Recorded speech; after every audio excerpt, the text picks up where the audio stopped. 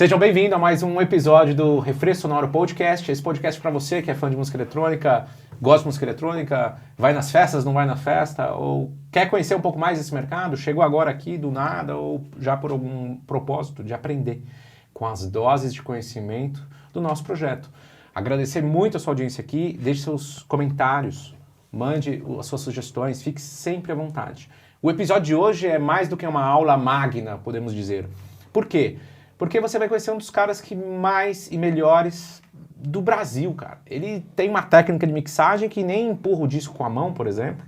Ele vai no pitch mesmo, como deve ser. Aliás, não sei se foi ele ou foi o Guedes que citou um negócio que os japoneses ficaram anos inventando o tal do pitch. Fui eu. Foi você? Ah! E eu já vou te apresentar. Não sei se você já reconheceu a voz. Esse cara fez a cena de São Paulo borbulhar pela música eletrônica. Nada além disso. Do house e do techno. Seja bem-vindo, GKD! Bom, primeiro de tudo, obrigado, Michel. É um prazer estar aqui com você. Quando eu vi o início do seu projeto, eu fiquei interessado, quase me convidei, mas tive o prazer de ser convidado por você. E que mais? Bom, é isso. Eu ia falar algo mais agora aqui na minha apresentação e eu acabei esquecendo. Mas obrigado pela apresentação e pelo convite. Imagina. É um prazer estar aqui com você porque lembrei o que ia falar, né? Porque lá atrás você foi um cara que realizou um sonho meu, né? Que era ter um CD lançado e foi lançado pela sua gravadora, o RBR. Um sonho nosso. Que foi um sonho realizado e agradeço aqui, desde já. Esse CD foi uma compilação que o GKD tinha a missão de mixar o que havia de mais novo e sofisticado na música eletrônica brasileira nos anos 2002. Então depois você pode até procurar na internet, eu acho que tem no Discogs. Antes de qualquer coisa, essa garrafa é sua, é o nosso patrocinador. Obrigado. Uma vodka, gosta? Gosto. Eu vou encher teu copo então. Bebo menos hoje, mas eu gosto. Obrigado, Vodka Ministry. Para quem tiver mais de 18 anos, esse produto é para você. GKD. Por que você mudou de Grace Kelly Dunn, que é um nome maravilhoso, para GKD? Bom, na verdade, quando eu entrei na Hipno lá atrás, o Paulinho Silveira já queria, né? Ele chegou até a fazer flyers na época, quando fui tocar no Sirena, né? Grace Kelly Dunn, a.k.a. GKD, né? E com o passar dos anos, como foi ficando meio complicado de eu tocar em alguns lugares, achavam que eu era mulher, aí eu achei mais cômodo mudar, ficar um pouco mais sério, sei lá. Eu achei mais universal, um nome mais universal, entendeu? Ficou mais... É um mais belo simples. nome, Grace Kelly Dunn. Me rendeu bons frutos. Sim. Posso dizer que fui feliz com ele, mas eu me sinto mais à vontade hoje com o GKD. Eu acho mais clean, entendeu? Não tem essa confusão de eu chegar num lugar e achar que eu seria uma mulher que fosse tocar ou algo parecido, né? Mas o nome Grace Kelly Dunn foi um tributo a algum ícone da noite Nova York, né? Algo assim? Não, na verdade foi um bullying, né? Porque apelido bom é aquele que a gente não gosta, que acaba pegando. O Grace veio da Grace Jones. Ah, né? Grace Jones, desculpa. Que eles achavam eu parecido, né? O Julião e a Luana Maluquete, aí ficou aquele bullying. Quando eu entrei na Sound, eu não tinha nome artístico, eu entrei para ficar no lugar do Mark na época, né? Uma responsabilidade... Vamos falar de novo. Você entrou na Sound Factory para ficar no lugar de quem? Do Mark. Ouviu aí, Rafa? Você tá de microfone? Eu vou colocar ele aqui. Você tá recebendo hate porque você não tá usando o microfone. Não vou mais fazer comentários se não tiver no microfone. Quando você pôr no microfone, fala um oi aí. Que responsa, hein, meu? Sim, foi uma responsa e... Porque o Mark e o Julião, eles tiveram uma história tão forte no Sound Factory que eles tocaram só 1 ano. Eu toquei 5 anos na Sound Factory. Uau! Eu fui o DJ que mais tempo tocou na Sound Factory. Então, quando eu entrei lá, o que eu fiz? Eu tive a missão de criar os meus hits sem ser sombra do Julião e do Mark, porque eles já tinham feito uma história tão grande lá que eu tinha que aparecer, né? A minha forma de aparecer era o quê? Criando os meus hits sem tocar o que eles já tocavam. E foi aí que eu apostei mais no House Underground, mais no Techno Underground, que a Sound Factory era mais breakbeat, muito house também, Strictly Rhythm, né? Aqueles houses da época, mais techno mesmo. a gente começou a apostar forte do final de 94 para 95, né? Com influência muito grande depois que o Laurent Garnier passou por aqui pela primeira vez. Que eu tive a oportunidade de tocar depois dele, apesar de não estar no line, no Sound Factory Pinheiros, né? Porque depois que ele tocou, ficou todo mundo com medo de tocar. E eu tava lá e acabei tocando, acabei assumindo. Como que você conseguiu, GKD, criar essa assinatura lastreada em grooves hipnotizantes, mas que também são de fácil entendimento? Certo. Eu sempre... Ótima pergunta sua. Já vem daí? Sim, ó, vou te falar o que me ajudou bastante. Ser baileiro tocando música underground, podemos dizer assim? A Sound Factory, por ser versátil, ter sempre uma cultura versátil, uma coisa que já começou com o Julião e o Mark, a gente só deu continuidade e mudou um pouquinho o som, né? E também o que me deu uma base muito boa foi, antes de tocar na Sound Factory, aliás, teve um período que eu entrei na Sound Factory, mas eu não recebia cachê, né? Tava entre eu, o Eric Caramelo e o Xerxes, e eu fui escolhido. Era para entrar um de nós três. Só que quando eu entrei, o Oswaldo, de grana, ele era meio ruim, né, de pagar. Aí eu tive uma proposta de tocar na Gents, que era uma casa GLS no Ibirapuera, e que me pagava muito bem, um cara de 18 anos. Eu recebi uma proposta de $1.500 na época. Uau! Então, eu tinha 18 anos, velho. Eu nem pensei, só fui. Então ali foi uma baita escola, porque se você errasse, era buraco na pista. O público... Eu vou falar GLS, tá? Porque na minha época era o que eu falava. Quando eles gostam muito, e se não gostam, pega antipatia, você tá lascado. E graças a Deus lá eu fui muito bem. Então, assim, lá existia um show de drag queen no meio da noite, que era a Silvete Montilla, que hoje é famosa. Ícone. Hoje eu vi ela começando, né? Ela estava começando nessa época, porque quem era mais famoso era o Frank, né? Tinha um humorista que era o Frank. Só que ele fazia umas piadas meio pesadas, assim, ele era bullying. E ver a Silvete depois era uma coisa mais clean. Ela é muito simpática. Muito. E ela foi crescendo muito, Silvete Montilla é o que é hoje. E ali foi uma baita escola, porque eu aprendi a cozinhar antes do show e depois do show tocar só o que eles queriam. Então eu comecei a fazer aquela noite render demais. Então ali foi uma baita escola. E depois eu voltei para a Sound Factory, porque o Oswaldo me chamou, né? Volta. Porque ele quis fazer uma proposta lá meio comercial, uma época lá, que o Ban entrou no meu lugar, né? Se você olhar o disco da Sound Factory, sou eu na foto, mas o nome tá o do Ban, né? Quando saiu o disco da Sound Factory. E aí eu voltei pro Sound Factory, mais maduro. Aí entrou o Ilia depois para tocar junto comigo. O Ilia tinha um conhecimento mais, como é que eu posso dizer? Ele tinha um som mais maduro do techno, porque ele é mais velho que eu, né? Então me ajudou muito nessa parte de musical, para você amadurecer. E foi uma sinergia, né? Eu com o Ilia naquela época. E depois aquele monte de DJ gringo, né? Que eu tive a oportunidade de tocar. Armando Van Helden, que esteve recentemente tocando no aniversário do The Edge no Surreal. Ele tocou com a gente lá em 95. O Eric Murilo, Josh Wink.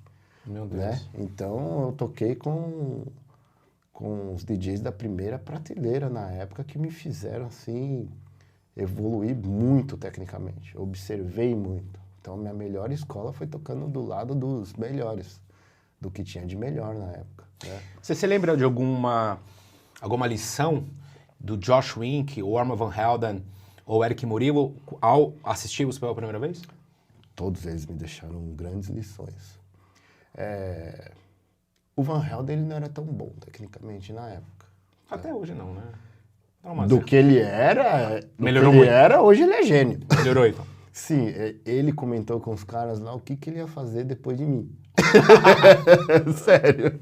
É sério, porque os caras vinham naquela época tocar aqui e achavam que só tinha árvore e macaco, né? Essa é a realidade, né? Vamos ser sinceros. Agora que tá melhorando, hein? E naquela época... Até sim, não faz muito tempo que mudou isso não, Gris. sim. E naquela época, quando eu vi o press kit do Van Helden por fax, eu fiquei com medo, velho. Falei, nossa, esse cara vai vir tocar aqui.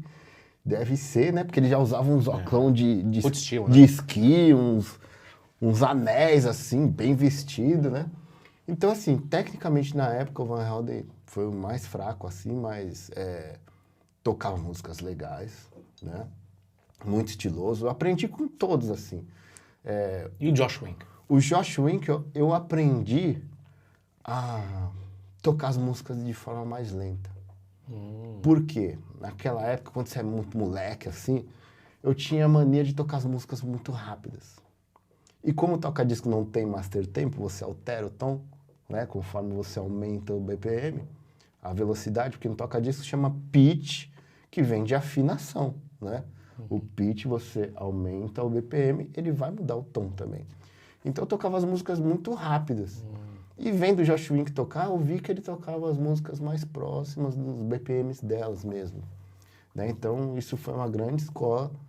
E o jeito dele contar a história também, Josh Wink, era genial. Interessante isso, porque 94, 95, as músicas eram mais rápidas. Eram mais rápidas, mas mesmo assim a gente tinha mania de tocar rápido. Ficava mais rápido? Mais rápido ainda. Isso eu aprendi com o Mark, né? O Marquinho que me estragou na época.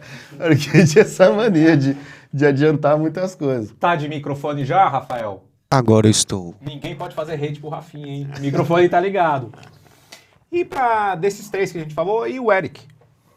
Você tá louco. O Eric foi um cara que eu não esperava nada na época, o Eric Murilo. Eu olhei, eu falei, vai vir Eric Murilo hoje.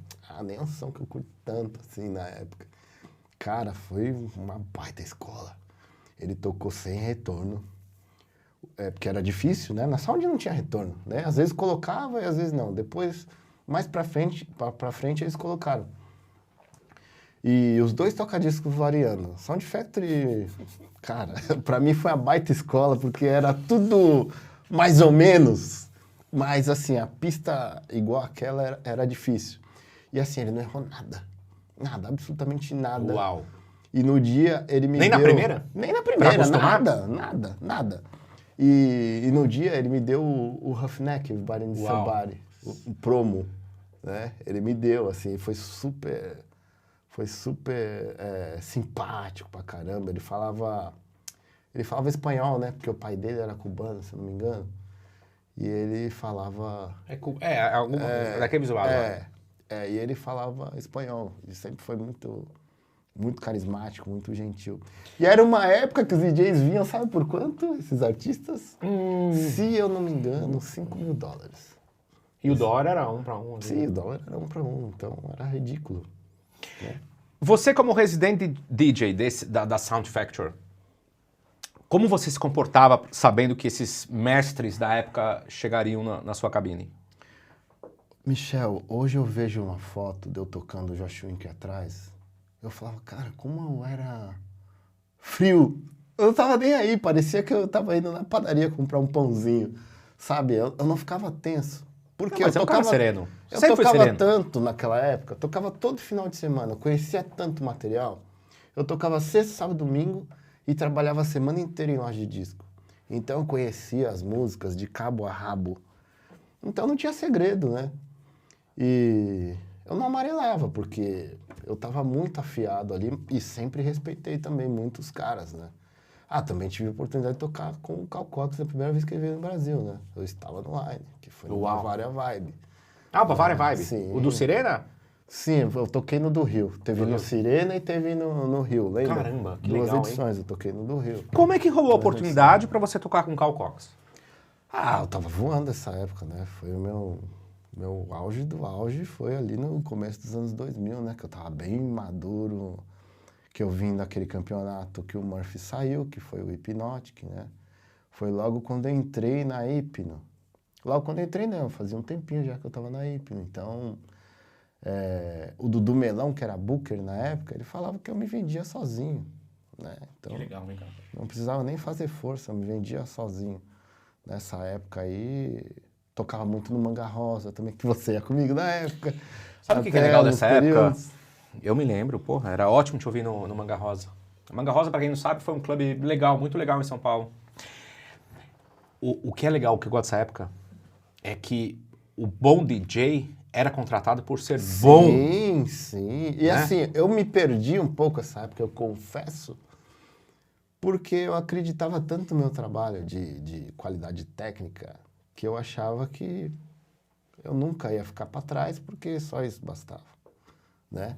E com o passar do tempo, a gente viu que isso aí ficou muito Eu não acho- secundário. Se você me entendeu? permite uma opinião, eu não acho que você se perdeu. Eu acho que você fez parte da época de ouro da Dance Music. Eu digo e que é natural. Jovem. Aham. Jovem. Sim, sim. E um pouquinho mais pra lá, um pouquinho mais pra cá. Sim, E a tecnologia impactou demais, né, Grace? Não, o que eu digo assim, na época que eu me perdi, que eu, às vezes, eu saí de algumas agências que talvez eu deveria ter engolido mais um sapo, entendeu? Porque isso me fechou porta, porque eu não estava mais ali, então eu não ia mais chegar em alguns lugares porque eu não estava mais ali. Um pouco depois eu ainda consegui, mesmo sem estar naquele lugar, porque eu fui para um outro que não era como hoje, né? Que se você não está em lugar X, você não entra. Essa é a realidade, vamos ser sinceros, né? Muitos lugares, sim. Mas nessa época nem tinha agência direito. Tinha o Paulo só. Sim, tinha o Paulinho, aí E o depois Fernando? veio o Dangô depois, né? Que eu fui pra lá também, tinha o Fernando, enfim. Tinha mais alguém que eu não lembro agora. Mas a mais forte mesmo sempre foi o Paulinho, né? É que o Paulo foi pioneiro, né? Foi. Mas antes de trabalhar com o Paulo, eu fui agenciado por um empresário que ele era dono de vários artistas. Um deles, lembra aquela banda Fat Family? Claro. Então, Juro, e o eu não sabia. Murphy entrou no meu lugar. Eu não sabia disso. O Murphy entrou no meu lugar. Por quê? Porque a primeira festa que eu toquei, feita por essa agência, que foi para eu aparecer, tá? Qual que era o line-up? Juan Atkins. Uau! Meu Deus. Pra quem não sabe, o Juan Atkins foi um dos precursores do techno de Detroit, né? Renato Cohen, Mau Mau, Anne Davi. E na outra pista era um campeonato para DJs, onde saiu o Snoop, o Murphy, o Lucas, que hoje mora na Europa. Você não era jurado desse campeonato? Fui jurado também. Desse mesmo não, Sim. mas não nesse ano. Sim, nesse ano também. Eu fui jurado, eu fui DJ, eu fui tudo, né? Nesse campeonato. Mas como é que você competiu e foi jurado? É, porque... Tem um conflito de interesse aí? Sim. Não, conflito de interesse nenhum. Esse campeonato ele foi super democrático. Eu ouvi cassete por cassete ali. O cassete do Murphy eu ouvi na época. E eu nem nesse aí sabia foi o quem Murphy era. que venceu. Sim, o Murphy segundo foi o Snoop. E foi super legal, porque a partir desse campeonato apareceu muita gente. E assim, o Paulinho Silveira me viu tocar. Ele estava lá? Tava. Aí ele ficou doido. Chegou segunda-feira, ele ficava me ligando. Você tem que vir pra cá. Daí me mandou uma mensagem bem assim, ó, se você não vier pra cá, você não vai tocar em lugar nenhum. Eu falei, porra, velho, então eu fui lá conversar com ele. Quando você entrou na Hipno, quais DJs já estavam lá? Mau, Mark, Mark, o Rica, Dimitri. Não tinha 10 DJs. Desculpa, o Mau Mau antes da Smart Biz estava com a Hipno? Pô, agora eu fiquei na dúvida. Eu acho que não, Tava hein? o Noise. O Mau nunca foi da... Não, nunca foi, não, né? era do Fernando já. Sempre foi do Fernando, né? Mas o Noise era Paulo. Sim, o Noise... O Noise já estava lá. Já estava lá. Só pra galera situar na época. Sim. Fiz confusão também. Estamos falando de 25 anos, né? Alguma coisa. Deixa eu fazer uma pergunta pessoal. Aham. Teve uma época da minha vida que eu fui muito próximo do Badinha. Sim. Uma relação de família mesmo, assim, Certo. do meu pai, tá com o Badinha todo dia, enfim. E o Badinha foi... Só o Badinha e você... Tô falando de 30 anos atrás, tá? Aham.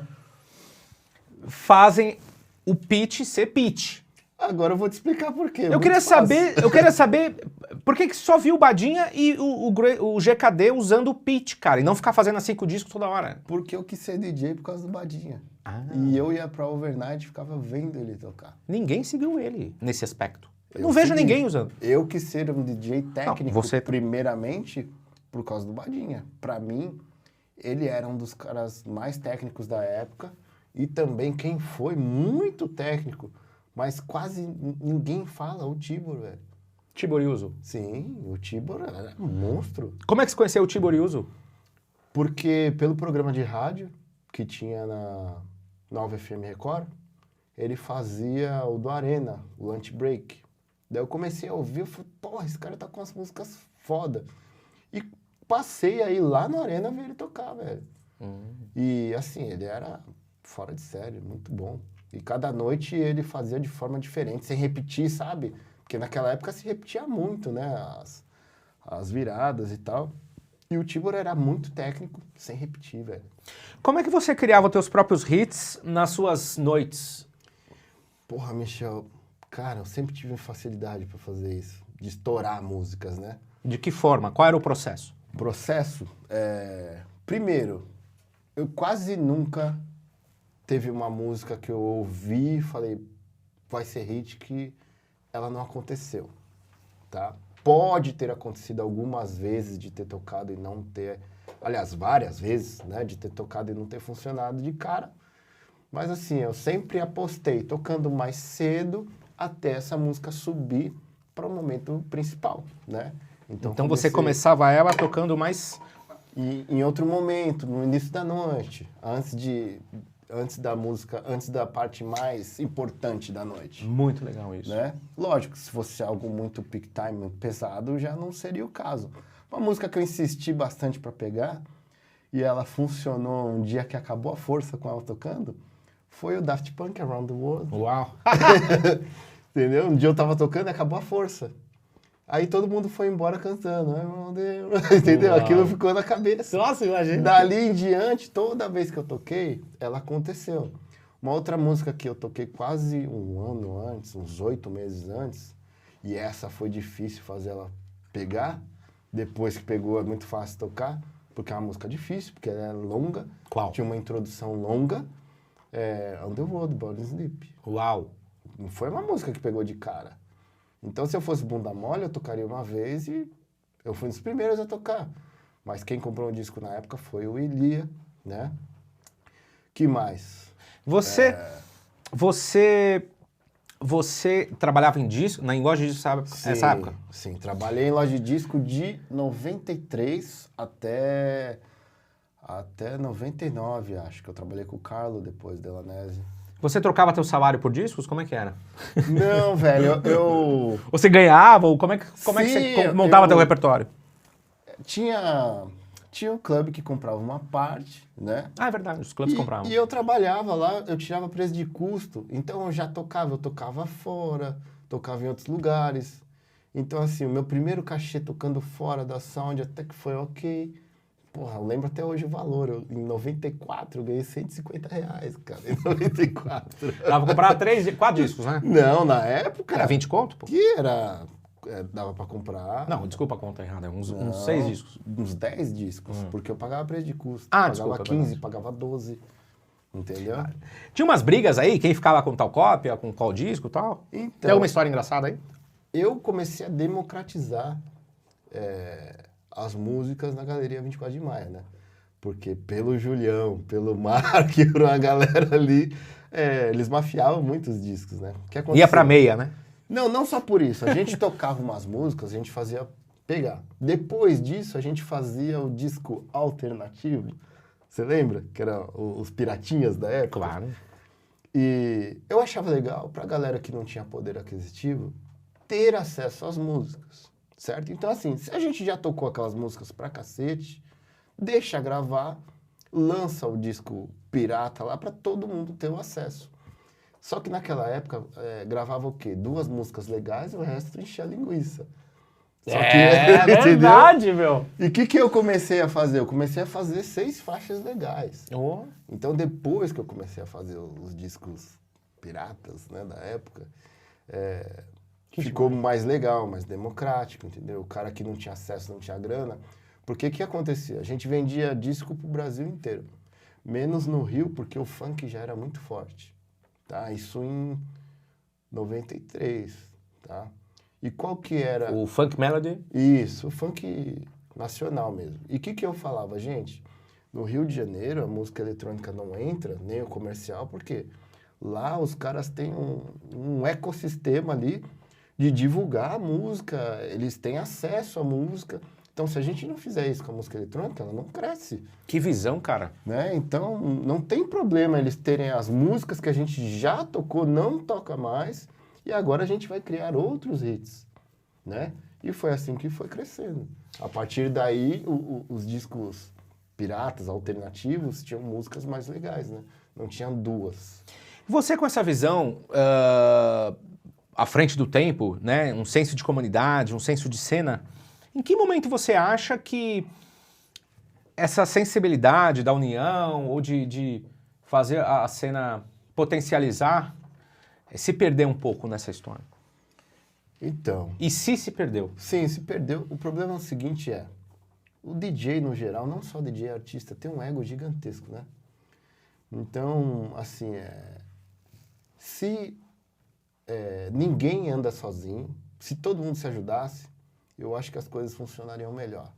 Então, assim, eu acho que a geração de hoje é um pouco melhor nesse aspecto, mas lá atrás eu acho que faltou isso para muita gente, né? Eu sempre tentei levar todas as pessoas que eu conhecia, sempre, né? Tentar dar um upgrade nessas pessoas. E uma vez você me falou uma frase que eu nunca mais esqueci. Eu? Qual? Você falou assim, velho, eu acho que você deveria pensar um pouco mais em você. Em tudo que você vai fazer, você tem que sempre tentar levar todo mundo. Pensa um pouquinho mais em você. Eu acho que você tem que pensar nos outros, mas você deveria pensar um pouco mais em você. Você me falou isso, eu nunca esqueci. Eu falei, porra, eu acho que ele tá um pouco certo, entendeu? É legal você poder fazer pelos outros, mas às vezes não tão mais do que por você, né? O próprio avião já diz, né? Em caso de despressurização, caiu as máscaras, você primeiro coloca a sua, né? E depois você ajuda o próximo. Meu Deus, cara. Mas que engraçado, cara. Abri meu coração pra você agora. Eu vou abrir. Uhum. Eu, de fato, eu te falei isso, sim, porque eu sempre te vi com muito talento. Aliás, é por isso que você está aqui. Obrigado. Costumo dizer aqui que os convidados que estão aqui é porque tem propósito, tem algo a acrescentar para essa geração atual. E também, se você já é um DJ reconhecido ou de outras épocas, também seja sempre bem-vindo. Por causa do seu talento, eu te via... Eu achei que eu precisava te dizer isso. Mas olha que interessante. Sim. Eu sempre pensei... Eu disse isso pra você, porque eu não aplico pra mim. Vou te dar um exemplo. A gente comentou aqui, faz isso pra a gente comentou aqui do CD que você compilou. Eu já compilei um CD meu? Não. Mas eu compilei 30 títulos. Sim, que loucura, né? Sim. Nunca pensei em mim, mas eu falei pra você pensar em você. E se você fosse outro cara dos dias de hoje, primeiro ia colocar você em tudo, né? Na época, você nunca chegou pra mim e falou, tem essa faixa minha, dá pra você colocar aí no seu CD? Não, cara. Você deixou eu escolher totalmente, você não deu pitaco de nada. Mas olha que coisa interessante, eu também deveria ter pensado mesmo em mim. Deveria. Você deveria ter, no meio de tudo aquilo ali, até porque você também sempre teve talento. Você compilou o disco, Grace, com muita técnica e um ouvido muito aguçado, cara. Por uma época que tinham poucos produtores, né? Sim. Você acha que essa tua noção de A&R ou de compilação de repertório veio mais da experiência como DJ? Sim. Ou trabalhando com os discos, entendendo os catálogos e fazendo discos piratinhas na galeria? Foi um mix de tudo. E eu fazia muita coisa ali de forma orgânica, sem saber coisas técnicas, que hoje que eu dou aula eu sei, entendeu? Eu fazia isso por instinto. Tanto não sei se você lembra, quando o Medzu foi fazer a masterização... Me lembro. Que ele chegou e falou pra você que o meu foi muito fácil, que eu não errava volume, você lembra disso? Claro. Que do jeito que eu começava, eu terminava. Claro. E era por instinto isso. Cara, não foi uma coisa que me ensinaram na época. E esse lance de música, escolher música, eu sempre tive uma facilidade de ouvir e falar, isso funciona. Quer ver um dos trabalhos que eu fiz mais importante, que quase não se fala? Matinê do Cabral, no começo dos anos 90. Não, Aliás, no final dos anos 90, que eu tocava, concorria com uma pista de axé no auge, E você e o Mark na outra pista. o Mark ia de convidado algumas vezes. E eu nunca perdi pra pista de axé, no auge do axé. Nossa. À noite, a pista de eletrônico, ela nunca ganhou do axé. A minha da matinê, eu nunca acabei antes do axé. Eu acabava, tipo, 1 hora depois, meia hora depois, e chegou a inverter.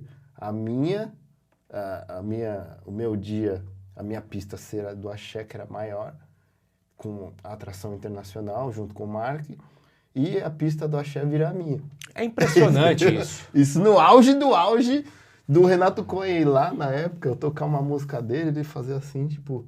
Eu falei, o que foi? Ele falou, essa música é minha, eu não consigo tocar. Você tá tocando aqui, é hit. E eu toquei justamente porque eu sabia que ele não ia tocar, né? Eu sabia que ele não tocava aquela música, apesar de ser dele, e eu gostava. Né? Então, e foi um trabalho que eu fiz, assim, a longo prazo.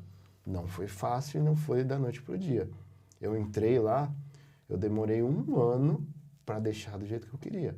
Até porque, imagina uma casa que cabia 3.000 e poucas pessoas, no começo que eu peguei ia 600 pessoas. Então, assim, se eu errasse uma música, eu cheguei a ficar tocando pras paredes. Uma vez de tocar uma música, sabe, parecer bomba de gás lacrimogêneo, todo mundo sair. Nossa, cara, então, eu demorei 1 ano, porque foi uma época que eu toquei umas músicas que eu não queria, eu não tinha o disco, mas... Tipo? Puta, comercial, velho, tipo... Do It Again, qual o nome daquela música? Do It Again. Razor and Needle. Isso. Toquei umas chacotinhas assim, né, mas... Comparado às chacotas de hoje, essa música é muito boa. Sim. Mas esse era o meu auge de chacotinha. Que momento, pra nossa audiência entender esse momento, pô, 3.500 pessoas, cara. Sim. Numa matinê. A pista de axé, que era a música mais popular da época, com música eletrônica. E você já teve época que... Cara, é espetacular de ter que trocar isso, a pista. Hoje é totalmente o contrário, cara. Sim, hoje é totalmente o contrário. E assim, e não me venha me falar que, não dá, cara, hoje você tem muito mais informação. Eu acho que o que falta hoje é o quê?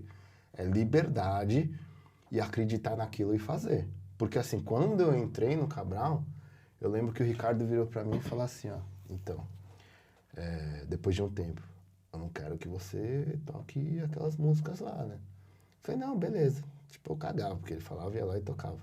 Aí um dia ele foi lá na matinê, né, eu tocando as músicas, uma pista tudo funcionando, tudo legal pra caramba. Aí ele abriu um sorriso assim, né? E eu era folgado pra caramba, moleque, né, meu? Eu virei pra ele e fiz assim, de longe. Ele fez assim, Eu fiz assim pra ele, Michel. Eu fiz assim, tipo, cala a boca então, porra. Se eu fosse ele, eu me mandava embora, pô. O cara era meu chefe, velho. Hoje não é assim, não.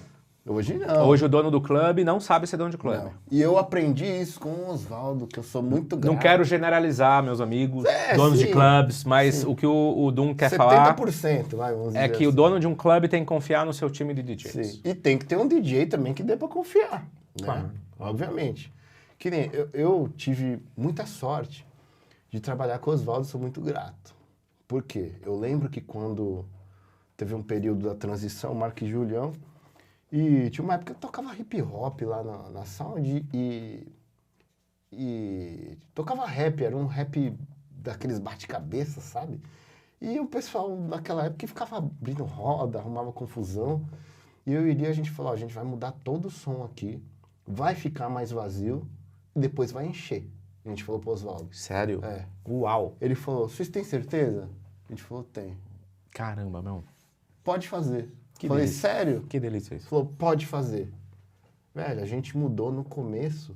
Os caras queriam pegar o Elia lá na saída lá. Não, rolava, eu lembro. Sim, comigo ninguém mexia porque eu sempre, Rolava, sempre já viu, né? Eu era novo, eu era doido. Aí, o que aconteceu? A gente mudou, realmente aconteceu exatamente o que a gente falou, Michel. Ficou vazio, foi caindo, 50, 100 pessoas. Depois, velho, começou a encher. Até que aos domingos na Sound chegava aí 1.300 pessoas. Meu Deus, cara. Entendeu? E a gente tocava lá sexta, sábado e domingo. O domingo era o dia mais cheio. Por que essa época os clubes duravam e hoje tem uma vida aparentemente de menor duração? Porque o comportamento muda, né? O mundo muda, eu acho que falta ter bons residentes, eu acho que falta isso. E falta também essa coragem de dono de clube acreditar nos residentes. Porque quem é o melhor promotor hoje? É o anúncio patrocinado, né? Essa é a realidade. Então falta criar uma identidade em cima daquilo e ficar no anúncio patrocinado. Não é você esperar que eu ou que um DJ leve o público para lá. Lógico, você tem um DJ que leva público, é legal. Mas o que eu vejo hoje, muitas vezes? Vocês colocam 3 caras, 4 caras iniciantes, porque leva a galera. Cada um chega na hora de tocar com sua galera. E do mesma forma que eles entram, a sua galera fica lá vendo ele tocar. Na hora que ele sai, a galera vai embora junto. Ou seja, as pessoas não estão indo por causa de música, vão lá ver o seu DJ específico tocar e vão embora. Ninguém aprende com ninguém.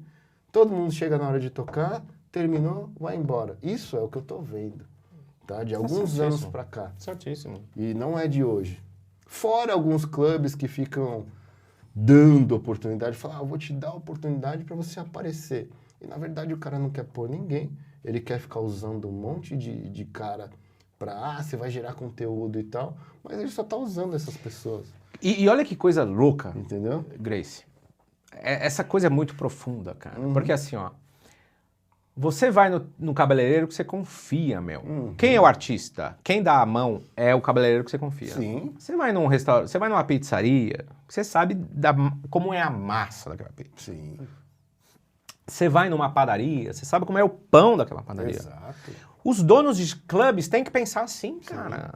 E confiar nos DJs, bro. E que fique claro, tá? Eu não sou contra o novo. Eu sou um dos caras que mais deram oportunidade pra gente nova lá atrás. Eu sou contra o DJ cru.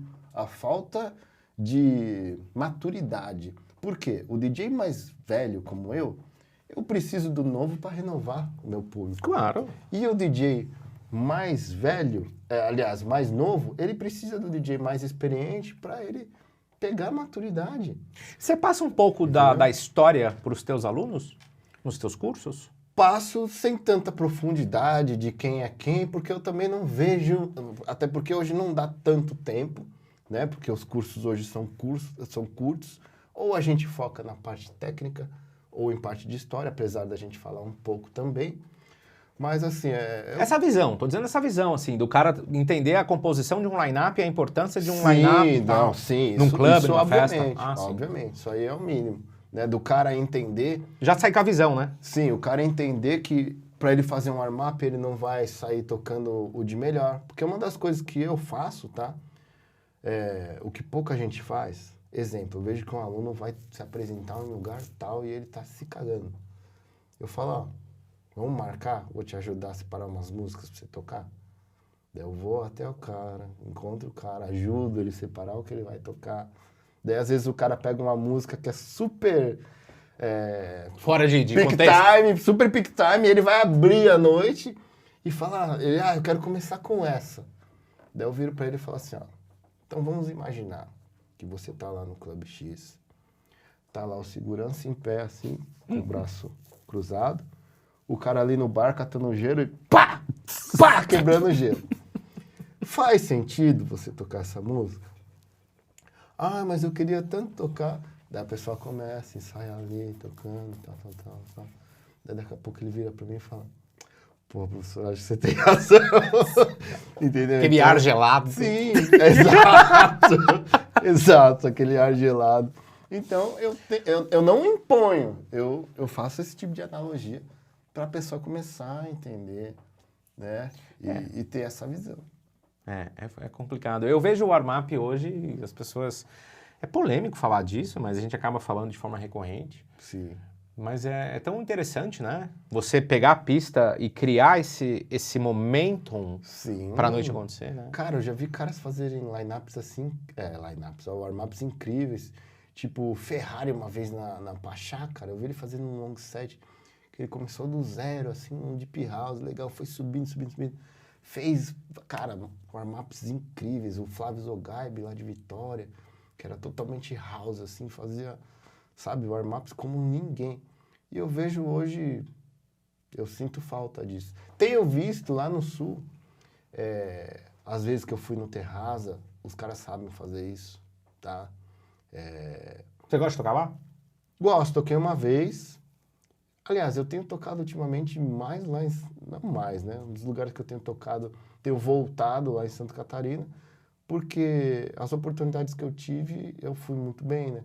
Então, eu tenho voltado, faz o quê? Faz uns 5 anos que eu toco lá.